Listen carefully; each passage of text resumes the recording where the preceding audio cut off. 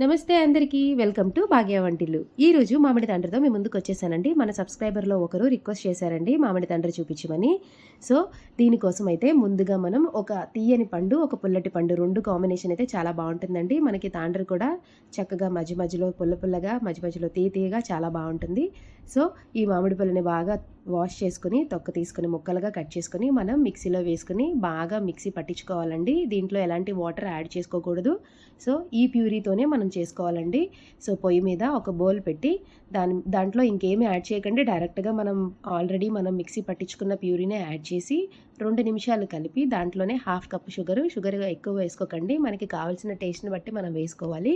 అలాగే కొంచెం ఇలాచీ పౌడర్, ఒక అర టీ స్పూన్ నెయ్యి వేసి బాగా కలుపుతూ ఉడికించాలండి. ఇది దగ్గరికి అవ్వి కలర్ మంచి షైనింగ్‌గా అవుతుందండి. ఆ టైంలోనే మనం స్టవ్ ఆఫ్ చేసుకొని, అలాగే ఈ మిశ్రమాన్ని మనం తాండ్రగా ఫార్మ్ చేసుకోవడానికి ఒక ప్లేట్‌లో కొద్దిగా నెయ్యి వేసుకొని, శుభ్రంగా ప్లేట్ అంతటికి రాసి, మనం ముందుగా ఉడికించుకునే ఈ మిశ్రమం అంతటిని దాంట్లో వేసి బాగా స్ప్రెడ్ చేసుకోవాలండి. ఇది బాగా థిక్‌గా వేసుకోకండి. 2, 3 ప్లేట్లకి కావాలంటే మనం యాడ్ చేసుకొని పెట్టుకోవాలనమాట. ఎంత పలుచగా కావాలంటే అంత పలుచగా వస్తుందండి.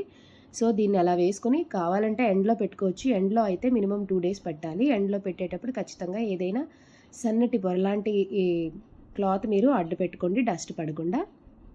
లేదు నీడలో ఆరబెట్టుకుంటే ఓవర్ డే పడుతుందండి.